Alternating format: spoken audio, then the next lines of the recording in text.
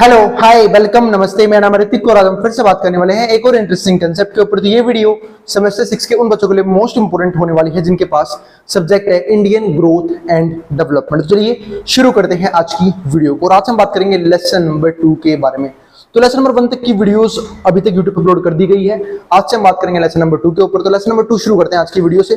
तो ये हमारी लेसन नंबर 2 की पहली वीडियो यानी कि इंट्रोडक्शन वीडियो होने वाली है और इस कंप्लीट सीरीज के नोट्स ऑलरेडी प्रिपेयर हो चुके हैं with important question answer PDF. जिन बच्चों को नोट्स परचेज करने हैं वो इस नंबर पे जाए 9667836336 यहाँ पे व्हाट्सएप करके नोट्स भी ले सकते हैं। अब हम चालू करते हैं आज का कंसेप्ट। जो हमारा आज का कंसेप्ट है यानी कि लेसन नंबर 2 वो हमारे पास क्या है, growth under different policy regimes and assessment of its performance. तो हमें लेसन नंबर 2 में देखना है कि अब जो है आफ्टर इंडिपेंडेंस इंडिया जो है वो किस तरह की पॉलिसीज को फॉलो कर रहा है अपनी इकोनॉमिक हालत को ठीक करने के लिए। तो हम डिस्कस करेंगे आज की वीडियो के अंदर। तो इसके चैप्टर का नाम भी क्या है, ग्रोथ अंडर डिफरेंट पॉलिसी, यानी कि अलग अलग पॉलिसी से ग्रोथ किस प्रकार हो रही है, regimes and assessment of its performance. तो पहले शुरू करते हैं इस कंप्लीट चैप्टर के लर्निंग ऑब्जेक्टिव कौन कौन से हैं, यानी कि हमें क्या क्या सीखने को मिलेगा इस चैप्टर के अंदर। अब वो कौन कौन से पॉइंट है वो डिस्कस करते हैं करके। पहला पॉइंट हमारे पास क्या आया, evolution of India's economic policies from a centrally planned model to liberalisation and globalisation. अब जो है इंडिया की इकोनॉमिक पॉलिसीज के अंदर कुछ चीजें एड ऑन हो गई। एक तो हमारे पास क्या है, यहाँ पे हम बढ़ने लग गए लिबरलाइजेशन की तरफ एंड ग्लोबलाइजेशन की तरफ। पहले समझते हैं लिबरलाइजेशन का मतलब क्या होता है। देखो, जब गवर्नमेंट का कंट्रोल जो है बिजनेस की तरफ से कम होना शुरू हो जाए या फिर कंट्री के ऊपर कम होना शुरू हो जाए, यानी कि हम जो है वो बिजनेस के अंदर पॉलिटिकल इन्फ्लुएंस जो है वो कम कर दे, तो उसको हम यहाँ पे क्या बोलते हैं, लिबरलाइजेशन बोलते हैं। लेकिन अगर मैं वही बात करूं किसकी, ग्लोबलाइजेशन की, तो ग्लोबलाइजेशन में क्या होता है कि जब हम पूरे वर्ल्ड में ट्रेड करना शुरू कर दें, यानी कि बिजनेस को है एक्सपेंड कर दें डोमेस्टिक लेवल से इंटरनेशनल लेवल की तरफ, तो उसको हम क्या बोलते हैं, यहाँ पे ग्लोबलाइजेशन बोलते हैं। जिसके जरिए टेक्नोलॉजी एक्सपेंशन भी होता है, बिजनेस का एक्सपेंशन भी होता है, ठीक है, और एफिशिएंसी वगैरह भी आती है। और कहीं ना कहीं मैं एक बात बोल सकता हूं कि डोमेस्टिक बिजनेस के लिए कंपटीशन भी राइज करता है, क्योंकि फॉरेन कंट्री के बिजनेस भी है वो डोमेस्टिक कंट्री के अंदर आना शुरू कर देते हैं। तो ये था हमारा पहला लर्निंग ऑब्जेक्टिव। दूसरा हमारे पास पॉइंट क्या बनता है यहाँ पे हमारा, evaluate economic challenges and reforms during the period of 1965 to 1980। हमें समझना पड़ेगा कि इकोनॉमिक चैलेंजेस जो हैं वो कौन कौन से आए किस पीरियड में, 1965 से 1980 तक, इंक्लूडिंग एग्रीकल्चरल स्टैग्नेशन। एक तुम सब जानते हैं कि अगर मैं बात करूं जब ब्रिटिशर्स गए थे तो उन लोगों ने एग्रीकल्चर को भी बड़े लेवल पे इन्फ्लुएंस किया था। जो हमारा वेल डेवलप्ड सेक्टर था वो भी काफी ज्यादा बड़े लेवल पे हार्म हुआ था, तो उसे भी स्टैग्नेंट कर दिया था इन लोगों ने। एंड इंडस्ट्रियल पॉलिसी चेंजेस, और इंडस्ट्रीज की जो पॉलिसी वो भी कर दी, चेंज कर दी गई थी। तीसरा पॉइंट हमारे पास क्या आता है, significance of Nehruvian economic strategies. तो नेहरूवियन हम सब जानते हैं, जो हमारे फर्स्ट प्राइम मिनिस्टर थे वो कौन थे, जवाहरलाल नेहरू साहब, है ना। तो उन लोगों ने जो है ना, मतलब उन्होंने जो है, सॉरी उन लोगों ने बोल रहा हूं, उन्होंने जो है वो बहुत सारी पॉलिसीज बनाई थी, ठीक है। तो उसकी इंपॉर्टेंस क्या रही and their impact on industrial and agricultural sector, और उसका इंडस्ट्रीज पे किस प्रकार का प्रभाव पड़ा, दूसरा एग्रीकल्चर पे किस प्रकार का प्रभाव पड़ा। तो ये तो हम देखेंगे अगली वीडियो के अंदर, जहां पे मैं नेहरूवियन टॉपिक को काफी डीप में डिस्कस करूंगा। अगली वीडियो सिर्फ और सिर्फ इस पॉइंट के ऊपर होगी। जो हमारे पास फोर्थ पॉइंट आता है, फोर्थ लर्निंग ऑब्जेक्टिव, वो ये बोलता है evaluate economic challenges and reforms. तो जो हमारे इकोनॉमिक चैलेंजेस हैं वो कौन कौन से थे हमें वो पहचानने पड़ेंगे। दूसरा, रिफॉर्म्स कौन कौन से हैं वो देखने पड़ेंगे। During the period of 1965 to 1980, कब, 1965 से 1980 तक, including agricultural stagnation and industrial policy, जिसमें हमारे पास एग्रीकल्चर स्टैग्नेशन भी देखने को मिलेगा और इंडस्ट्रियल पॉलिसी चेंजेस भी देखने को मिलेगी कि भाई हम जो है, जो हमारा एग्रीकल्चर खराब हो गया था उसको हम ठीक हमने कैसे किया। दूसरा, जो हमारी इंडस्ट्रीज डेवलप नहीं हो रही थी, ठीक है, तो उसके लिए कौन कौन सी चेंजेस लेके आए गए वो हम यहाँ पे समझेंगे। यानी कि हम जो यहाँ पे अलग टाइम पीरियड को डिस्कस करेंगे, खासकर 1965 टू 1980। इसके बाद जो फिफ्थ पॉइंट है वो है रोल ऑफ इकोनॉमिक लिबरलाइजेशन इन 1991।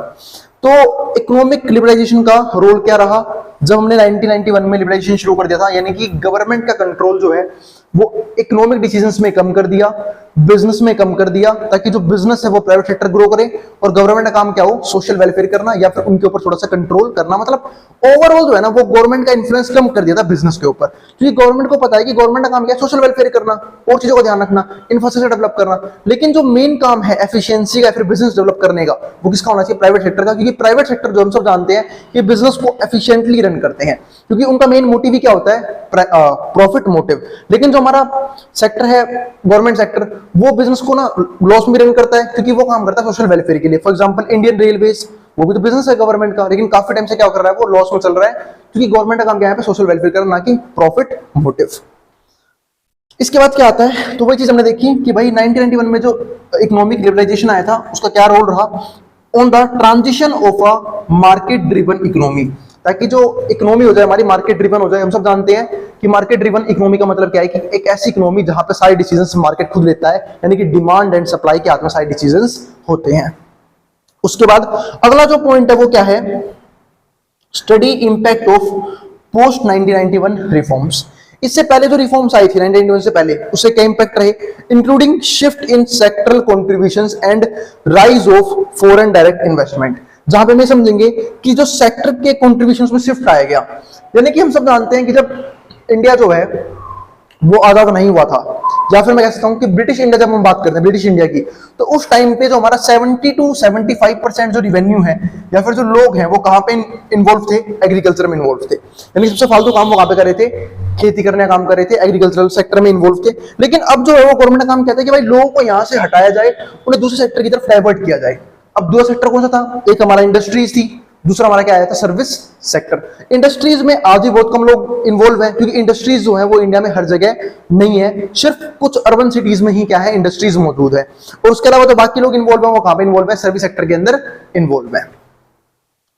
और यहाँ पे एक पॉइंट और आया था, foreign direct investment. Foreign direct investment मतलब क्या है, कि जो दूसरी कंट्रीज हैं, यानी कि जो हमारी फॉरेन कंट्रीज हैं, वो हमारी डोमेस्टिक कंट्रीज में बिजनेस लगाए, ठीक है, बिजनेस सेटअप करें, यानी कि एमएनसीज जो हैं वो इंडिया के अंदर आए।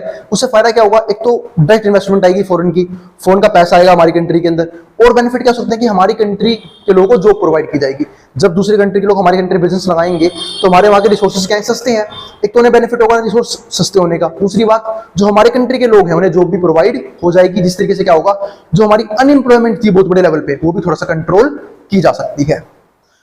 इसके बाद जो अगला पॉइंट आता है वो क्या था, 7th पॉइंट, की drivers of India's economic growth between 1980 and 1990, कि कौन से ऐसे इकोनॉमिक ग्रोथ फैक्टर्स थे या फिर पॉलिसीज थी जो 1980 और 1990 बीच में काम कर रही थी, with attention to foreign borrowing and structural challenges.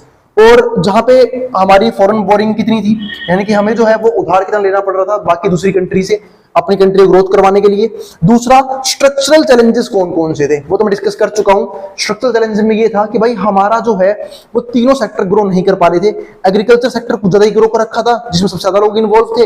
Industries बिल्कुल कम ग्रो हो रखी थी या फिर स्टेगनेंट थी, और सर्विस सेक्टर तो उस टाइम पे एग्जिस्ट ही नहीं करता था, फिर ना के बराबर सर्विसेज जो है वो थी। लेकिन आज जो है वो अगर किसी सेक्टर का प्राइमरी सेक्टर के पास सबसे ज्यादा रोल है तो वो कौन सा है, हमारा सर्विस सेक्टर है। इंडस्ट्रीज अभी भी क्या है, कहीं ना कहीं लैग कर रही हैं ग्रो करने में। इसके बाद जो हमारा 8th पॉइंट आता है वो क्या आता है, assess the inclusive growth policies and challenges. ठीक है, तो अब जो है वो गवर्नमेंट यहाँ पे क्या कर रही है, फटाफट ग्रोथ डिसीजंस ले रही है कि कंट्री को जो है ना पॉवर्टी से बाहर निकाला जाए। जो हमारी कंट्री इतनी गरीबी में चल रही है, लोगों का लिविंग स्टैंडर्ड गिर गया है, ठीक है, हेल्थ अच्छी नहीं है, लाइफ एक्सपेक्टेंसी कम हो रही है, जिसकी बात मैंने प्रीवियस चैप्टर के अंदर की थी।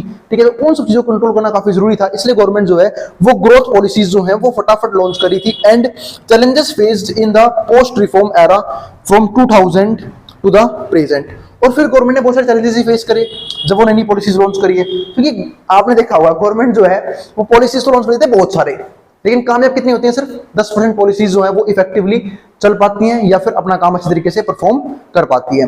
तो वही सेम चीज है कि आज तक हम जो है वो रिफॉर्म्स उसको लेके आज तक देख रहे हैं। 9th पॉइंट क्या आता है, impact of digital transformation startup ecosystem. अब देखो समझते हैं एक एक करके डिजिटल ट्रांसफॉर्मेशन। अब हम सब जानते हैं कि ज्यादातर चीजें जो है वो डिजिटली अब जो है वो फॉलो हो रही हैं। फॉर एग्जांपल जब से आपने देखा होगा कोविड के बाद खासकर, ठीक है, एक तो कल्चर चल गया वर्क फ्रॉम होम का, ठीक है, ज्यादातर लोग जो है घर बैठे भी काम कर रहे हैं, ठीक है, डिजिटली हर एक चीज हो रही है। अब यही देखो, अब जैसे फोन वगैरह आया है, फोन है, कंप्यूटर है, खासकर फोन, इसने क्या किया है, हर एक चीज को खत्म कर दिया है। पहले लोग कैश भी कैरी करते थे, उन लोगों ने वो भी कैरी करना बंद कर दिया है, क्योंकि ऑनलाइन सिस्टम आ चुके हैं, ठीक है, डायरेक्टली जो है बैंक से बैंक पेमेंट हो जाती है। तो यूपीआई वगैरह के चक्कर में हम जो है वो कंप्लीटली डिजिटली कन्वर्ट हो रहे हैं, हर चीज को लेके अपना काम डिजिटली कर रहे हैं, पढ़े डिजिटली रहे हैं। जैसे मैं देखो, मैं यहाँ पे कोई भी नहीं है, मैं अकेले वीडियो शूट कर रहा हूँ, ठीक है, और आप लोग जो है जैसे पहले ऑफलाइन सेंटर्स में बच्चे आते थे, वो तो अभी भी आते हैं, लेकिन अगर किसी को दूर से पढ़ना है, जैसे अब मुझे नहीं पता आप लोग कहाँ कहाँ से वीडियो देख रहे हो, ठीक है, लेकिन मैं यहाँ से वीडियो बना रहा हूँ, ठीक है, और आप लोग जो है वो कहीं बैठे मेरी वीडियोस को देख सकते हो, कहीं बैठे पढ़ रहे हो। तो सब क्यों हो रहा है? क्योंकि जो डिजिटल एरा है, उन लोगों ने कंप्लीटली चीजों को ट्रांसफॉर्म कर दिया है। तो इसी को मैं क्या बोलते हैं, डिजिटल ट्रांसफॉर्मेशन। इसके बाद स्टार्टअप इकोसिस्टम चल गया एक, कि लोग जो है अपना कुछ ना कुछ करने का ट्राई कर रहे हैं, कि क्यों कहीं पे जॉब करें, ठीक है, या फिर क्यों हम जो है किसी प्रोफेशन में जाएं, जो कोई प्रोफेशनल स्किल जिसके पास नहीं भी है, तो सब जो है कुछ ना कुछ अपना ट्राई कर रहे हैं। स्टार्टअप सिस्टम जो है वो चालू हो गया है। इसके बाद एंड इंफ्रास्ट्रक्चर डेवलपमेंट, और जो इंफ्रास्ट्रक्चर डेवलपमेंट है वो भी काफी पीक पे है on India's recent economic growth. और ऐसा क्यों है? क्योंकि हम सब जानते हैं, हमने एक टॉपिक डिस्कस किया था, सोशल ओवरहेड कॉस्ट, जहां पे मैंने आपको ये समझाया था कि जब तक प्रॉपर लेवल पे इंफ्रास्ट्रक्चर डेवलप नहीं होगा, रोड्स डेवलप नहीं होंगे, पावर सप्लाई अच्छा नहीं होगा, मतलब पावर सप्लाई अच्छा नहीं होगा, या फिर मैं कह सकता हूं कि जो रिसोर्सेज जरूरी है इंडस्ट्रीज के लिए, वो अगर हर जगह पॉसिबल नहीं होगी, हर जगह नहीं आएगी, तब तक जो है वो इंडस्ट्रीज का डेवलप होना अच्छे तरीके से इम्पॉसिबल है। तो वही सेम चीज यहाँ पे है कि अगर हम लोग जो है वो डेवलपमेंट नहीं करेंगे, खासकर इंफ्रास्ट्रक्चर का हर जगह, तो बिजनेस वहां पे डेवलप नहीं होंगे। फॉर एग्जांपल, आपने देखा होगा कि अर्बन एरियाज में ही ज्यादातर बिजनेसेस या फिर इंडस्ट्रीज लगाई जाती हैं। उसका एक मेन रीजन है, एक तो मेरे वहां पे लोग हैं, डिमांड मौजूद है, दूसरा वहां पे हर एक फैसिलिटीज जो है वो इजीली अवेलेबल है, रिसोर्सेज अवेलेबल है चीप रेट पे, ठीक है। मैं कहता हूँ कि पावर सप्लाई है प्रॉपर तरीके से। आज भी अगर आप कंपेयर करो रूरल एरियाज के, अब बिजली वहां पे रहती है 24 घंटे, दिल्ली में भी रहती है, लेकिन फर्क ये है कि वहां पे ना लगातार बिजली कटती रहती है। मैं कह सकता हूँ कि अगर मान लो 24 घंटे बिजली है, तो मात्र 14-15 घंटे रहती है, अगर मैं एवरेजली देखने जाऊं तो। लेकिन यहाँ पे जो है वो ऑलमोस्ट फुल टाइम जो है पावर सप्लाई मौजूद है, तो किसी भी काम में किसी प्रकार की दिक्कतें नहीं आती हैं, क्योंकि यहाँ पे जो है चीजें जो है वो काफी बेहतर तरीके से, एजुकेशन सिस्टम काफी अच्छा है, स्कूल्स काफी अच्छे हैं, कॉलेजेस काफी अच्छे हैं, तो और हेल्थ सिस्टम भी काफी अच्छा है, ठीक है। कि भाई अगर मान लो, मैं मानता हूँ कि पोल्यूशन वगैरह है, इन्वायरमेंट काफी डैमेज है, लेकिन हॉस्पिटल वगैरह भी तो मौजूद है उन चीजों को ठीक करने के लिए। लेकिन गांवों में ना, या फिर जो रूरल एरियाज है, वहां पे सारी चीजें जो है इजीली पॉसिबल नहीं होती, जिसकी वजह से जो है इंडस्ट्रीज वहीं पे लगाई जाती हैं जहां पे इंफ्रास्ट्रक्चर अच्छा हो। और ये बात गवर्नमेंट जानती है, इसलिए गवर्नमेंट ने जो है ना इंफ्रास्ट्रक्चर डेवलपमेंट भी स्टार्ट कर दिया है रिसेंट इकोनॉमिक ग्रोथ के लिए, या फिर और इकोनॉमिक ग्रोथ होने का एक ये रीजन भी हमारे पास है।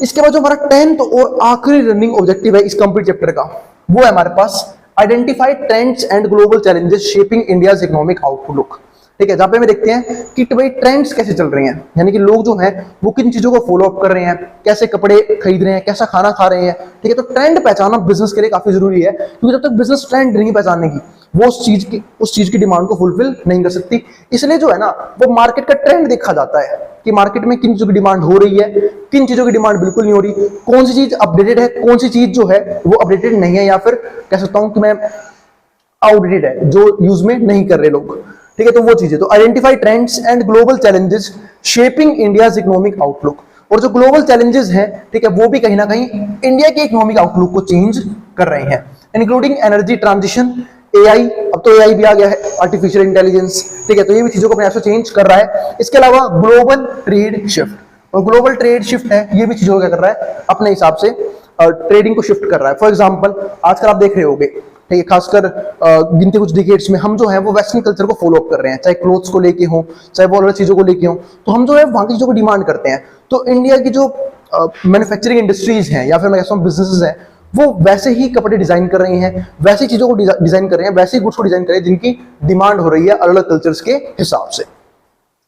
अब जो हमारा पॉइंट है इस चैप्टर का, तो ये हमारे हो गए 10 लर्निंग ऑब्जेक्टिव जो हम इस कंप्लीट चैप्टर में डिस्कस करने होंगे। अब चलते हैं चैप्टर का इंट्रोडक्शन। तो अब तक तो हमने प्रीवियस चैप्टर में ये चीज देखी थी कि जब ब्रिटिशर्स ने इंडिया को कॉन्क्वेस्ट किया था तो कौन कौन सी प्रॉब्लम्स आई थी। अब हम बात करेंगे कि जब हमारा देश आजाद हो गया, यानी कि आफ्टर इंडिपेंडेंस किस किस तरह की जो है प्रॉब्लम्स आई, कैसे कैसे ठीक किया गया, वो सब डिस्कस करते हैं। तो सबसे बड़ी प्रॉब्लम तो क्या थी, पार्टीशन, इंडिया और पाकिस्तान का। और पार्टीशन सिर्फ इंडिया और पाकिस्तान का नहीं हुआ था, ऑलमोस्ट पूरे एरिया का हो गया था, जहां पे इंडिया ने एक तरह से हर एक राज्य को मनाया कि भाई वो जो है वो इंडिया के फेवर में रहे और इंडिया के साथ आ जाए। वरना आप सोच भी नहीं सकते कि अगर आपको मान लो दिल्ली से यूपी जाना है तो आपको भाई क्या पता वीजा लगवाना पड़ता, या बिहार जाना है या फिर महाराष्ट्र जाना है तो भाई वहां पे आपको वीजा लगवाना पड़ता, क्योंकि ये सारे स्टेट हैं इनको इंडिपेंडेंट हक दे दिए गए थे कि आप किसी की फेवर में जा सकते हो, चाहे वो इंडिया हो चाहे वो पाकिस्तान हो। जिन लोगों ने हिस्ट्री पढ़ी होगी ना पता होगा इन चीजों के बारे में, ठीक है। वही चीज यहाँ पे है।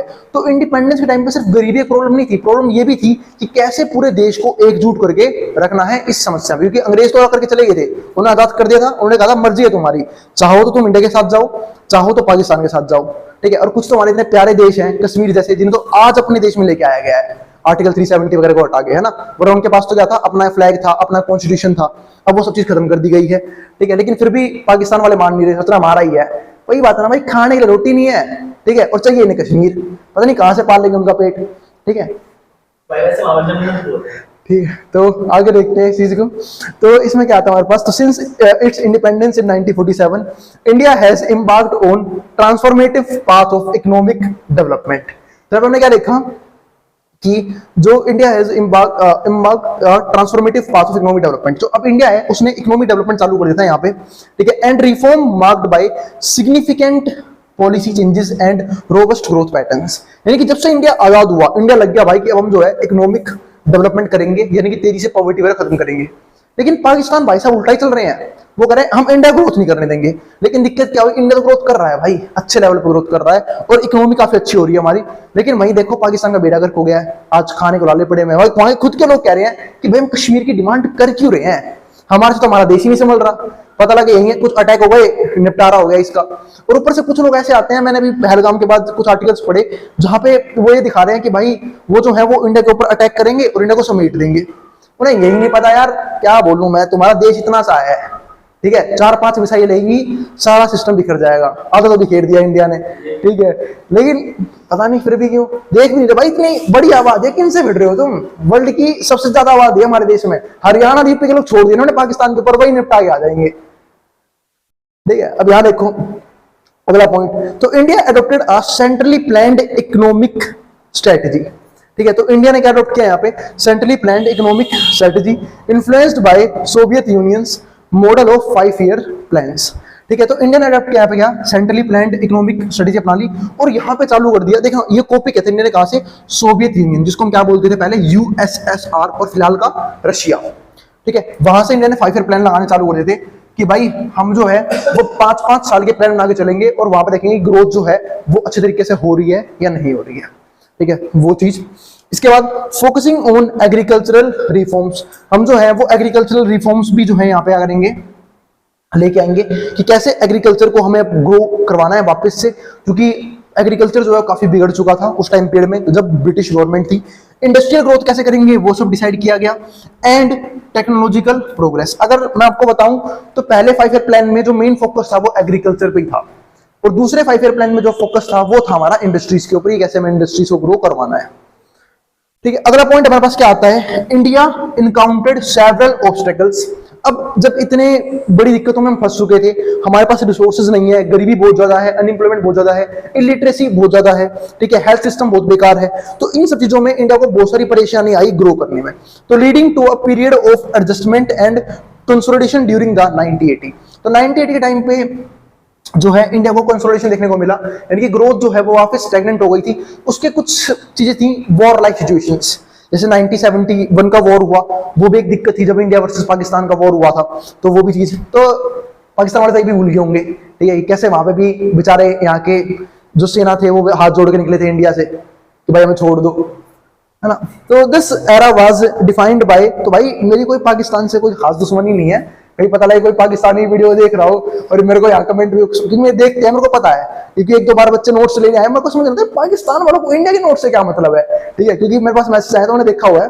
लेकिन मैं फिर भी ये बोलूंगा कि क्योंकि देखो आम लोग तुम्हारे देश के ही मारे गए हैं बेचारे, वो वापस नहीं आएंगे, ठीक है, तो भाई इसकी तरफ तो बोलना बनता है, क्योंकि भाई अगर हमें भी पाकिस्तानी से, भाई मैं मानता हूँ सारे पाकिस्तानी बुरे नहीं होंगे, बहुत से लोग अच्छे होंगे, बस कुछ ही हैं जो वहां के प्रेसिडेंट वगैरह हैं, प्राइम मिनिस्टर वगैरह हैं, पता नहीं कौन से कंजर हैं, उन्हें समझ नहीं आ रहा कि बस वो टेररिज्म को बढ़ावा दे रहे हैं, तो मैं तो उनके खिलाफ हूं मेन, ठीक है। अब लेकिन दिक्कत क्या है कि जब हमारे आम लोग परेशान हुए हैं, तो जब हमारी गवर्नमेंट एक्शन लेगी तो उनके आम लोग भी परेशान होंगे, तो भाई तुम लोगों को फैसला करना है कि तुम्हारी जो आवाम है वो अपनी गवर्नमेंट को कैसे संभाल लेगी।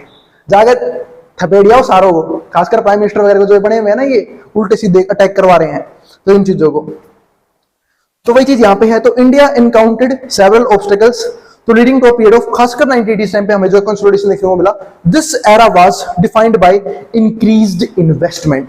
तो इस टाइम पे जो है हमें जरूरत थी कि हम जो है इन्वेस्टमेंट को इंक्रीज करें and heightened the developments paved heightened dependence on foreign capital। और यहाँ पे हम डिपेंड हो गए थे फॉरेन कैपिटल के ऊपर, यानी कि इंडिया ने उधार वगैरह भी लिया था ताकि वो अपनी चीजों को कंट्रोल कर सके। फिर इस टाइम पे अगला पॉइंट क्या आता है, these developments paved way of landmark economic liberalisation. तो अब यहाँ पे हम बढ़े थे इकोनॉमिक लिबरलाइजेशन के ऊपर कि हम जो है वो अपने बिजनेस को एक्सपेंड करेंगे, ठीक है, बिजनेस को मार्केट फोर्सेस की तरफ छोड़ देंगे कि भाई जो है, इसलिए हमारी जो आज भी जो हमारी कंट्री है वो मिक्स्ड इकोनॉमी के अंदर आती है, जहां पे गवर्नमेंट भी काम कर रही है सोशल वेलफेयर के लिए, तो प्राइवेट सेक्टर भी काम कर रहा है एफिशिएंसी लेके आने के लिए और प्रॉफिट मोटिव के लिए, ताकि हमारी कंट्री भी जो है वो इक्वल रेट से ग्रो कर पाए। तो यहाँ पे हमारी लिबरलाइजेशन पॉलिसी थी 1991 की, विच support a new phase of shift economic expansion, जहां पर फोकस किया कि हम जो अपने आप को इकोनॉमिक एक्सपेंशन की तरफ लेके जाएंगे। इंडस्ट्रीज डाइवर्सिफिकेशन, हर फील्ड में इंडस्ट्रीज आएंगी एंड ग्लोबल मार्केट इंटीग्रेशन। यही नहीं, हम जो है वो फॉरेन या फिर इंटरनेशनल कंट्रीज के साथ भी जो है वो बिजनेस करेंगे, ठीक है, ताकि जो हम अपने डोमेस्टिक बिजनेस को एक्सपेंड कर सकें। और यही नहीं, फॉरेन कंट्री की जो इन्वेस्टमेंट वो भी हमारी कंट्री के अंदर आए, जिस तरीके से जो है डेवलपमेंट और तेजी से हो। तो वो सब चीजें थी। सिंस गेनिंग इंडिपेंडेंस गेन करने के बाद India has been on a relentless quest to enhance its economy. India तभी से लग गया था अपनी इकोनॉमी को इनहेंस करने के लिए and improve the livelihoods of the citizens, ताकि जो सिटीजन्स हैं उनका जो है वो खान पान बेहतर हो सके, है ना, यानी कि वो जो चीजें हैं वो बेहतर तरीके से कर सके, उनका लिविंग स्टैंडर्ड बढ़े, लोगों को जॉब प्रोवाइड की जा सके, या फिर वो बिजनेस करना चाह रहे हैं तो प्रॉपर अपॉर्चुनिटीज हो। तो हर तरह की अपॉर्चुनिटी पे यहाँ पे फोकस किया गया था, ठीक है। तो अब हम मिलेंगे अगली वीडियो के अंदर, जहां पे हम बात करेंगे इसके नेक्स्ट कंसेप्ट के बारे में। उम्मीद है आपको टॉपिक समझ में आ गया होगा। फिर भी कोई भी डाउट, कोई भी क्वेरी हो, आप कमेंट बॉक्स में कमेंट करना बिल्कुल मत भूलना, मैं उस क्वेरी को सोल्व करने की पूरी कोशिश करूंगा। अब हम मिलेंगे अगली वीडियो के अंदर, ठीक है। और जिन बच्चों को नोट्स परचेज करने हैं वो इस नंबर पर व्हाट्सएप करके नोट्स भी ले सकते हैं।